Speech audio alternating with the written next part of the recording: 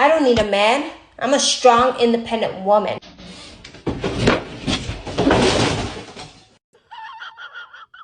What's the most a man should spend on a first date?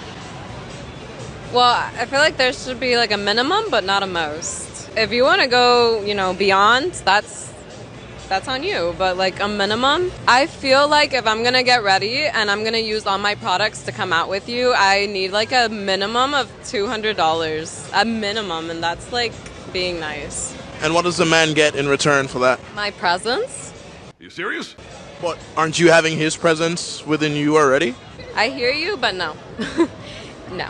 I mean, like, I'm here to get to know you. I'm here to get to know you. You invited me out. But he has to drop $200. Yeah. Because minimum. Yeah. Because you just invited me out. Just because you have to do your makeup? Because I have to... Okay, so we're gonna do the math. My moisturizer is $400. My eye cream is $300. My serum is like another $300. My makeup, not included. So if I have to spend, that's my money. I'm spending my money on these products. I'm gonna use these products. What are you using them for, though? For myself. Okay. But I'm gonna use these products and I'm gonna show up because it's not like I'm gonna show up in sweats. The man doesn't owe you anything if you're just getting to know each other. If you're inviting me out, you owe me a date. How about you just come over and drink wine and let's watch Netflix? I'm not your friend. I'm not, no. So because you chose to spend several $100s for overpriced moisturizer and creams, now any and every man is automatically required to spend $200 on the first date just to get to know you. Yeah, good luck with that. What's your expectation? Princess treatment. Princess treatment. Yeah, I'm not too hard to deal with. All right. The frequent dates, the going out to eat, the romantic surprises, occasionally like the flowers, like making sure everything is good in the house, like if I need anything. Sure. Not too much. Question for you on that. So if that's what's expected of the guy, what's expected of you? Oh. I don't know. I never I don't know. They have a laundry list of demands of what they expect from a man. But if you were to ask them what is expected of them, they don't have the slightest clue. This is the story of me agreeing to get an older woman pregnant and then her trying to ruin my life. For anyone that hasn't heard this story yet, this is essentially a man that agrees to get an older woman pregnant with no strings attached, but then she proceeded to attach as many strings as possible after she was pregnant, which included involving his family, bringing the child into his life, telling him that she wanted to be in a relationship with him and to be this little family, and then even taking him for child support. But then when he doesn't want the same things as she does and he doesn't do the things that she wants him to do, she leverages his relationship with his daughter. But it gets crazier because at some point, this man questions paternity and he decides to get a test. He finds out that he is not even the father, which is just next level because besides what it does to him, I cannot imagine what it does to that child. And as a mom myself, I do not comprehend this. The fact that paternity fraud actually happens today in this day and age, it blows my mind. This story needs to serve as a very cautionary tale for all men. Why any man would even entertain that idea is beyond me.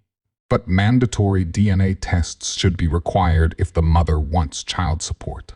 If your wife can spend more than you make, like you need to make more monies, 150 maybe to 250,000 a year would be comfortable for sure. The more the merrier. But 300,000, like I guess if they made less than that, I feel like we wouldn't have the lifestyle I wanted, so I would work. Like life's expensive. Anywhere from 70 to 100K. I would have to say 127. $500,000.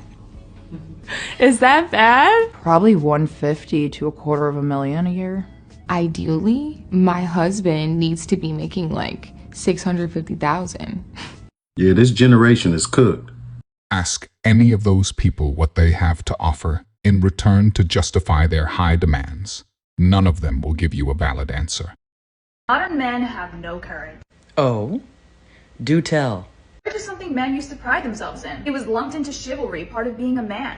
Anyone willing to bet this is about modern dating? Now you don't even have the courage to go talk to a girl? Ooh, it's fun to be right. None of you are approaching women. Why should they? There's countless videos out there of women telling men to leave them alone, and men are actually listening. And now some seem upset about that. None of you seem confident. How could they possibly be confident? What is considered to be the bare minimum and the requirements that some women have for dating keep shifting on a daily basis, from the unreasonable to the outlandish. And coming from a girl, I swear to you, all it takes is a little bit of courage to stand out. Yes, the gym is going to help. Yes, fashion is going to help. Yes, you need to be a good man. But none of that is going to matter if you're not willing to put yourself out there. The biggest thing that one isn't taking into account here is that a lot of men are just tired of all the games. They would actually just prefer the peace of being single. Are you going to fail on many approaches? Absolutely. But who cares? I know it hurts, but what else are you going to do? They're going to sit happily at home, not having to worry about if they're tall enough, if they make enough money, or most importantly, who's cheating on them. So much more control over your own destiny here. I'm too short, I'm too poor, modern women aren't worth it, feminism ruined everything, are just a bunch of lame-ass, cop-out excuses. But are they? All this is really telling me is that ultimately, a lot of women really don't understand most men, and it shows. Men have simply realized it isn't worth it anymore, and trying to shame and gaslight them is not going to change their minds. Are you married? Yes. Cool. Yes. Is he happy? Oh, that's a weird question. Usually they ask if I'm happy. Yeah, but like, it's a different kind of an interview. I'm just, you know, because he's not here, like, I want to show my care for him as well. Is he happy? Your answer is yes, no? You don't wanna answer that question? No. I think it's okay. I think we got the answer. Who we? That's me and the camera guy. You got it, bro? And fuck. And fuck. 2 + 2 = 4. Agree or disagree? I mean, it depends on what the 2 is. Is it a pregnant mom? Is it 2 pregnant moms? Because that's more. So everything is not as simple. No, I mean like math. Just like 2 pencils plus 2 pencils? Is that what we're talking? Yeah, like the number 2 plus the number 2 plus the number 2. I would say for the most part, yes. What do you mean for the most part?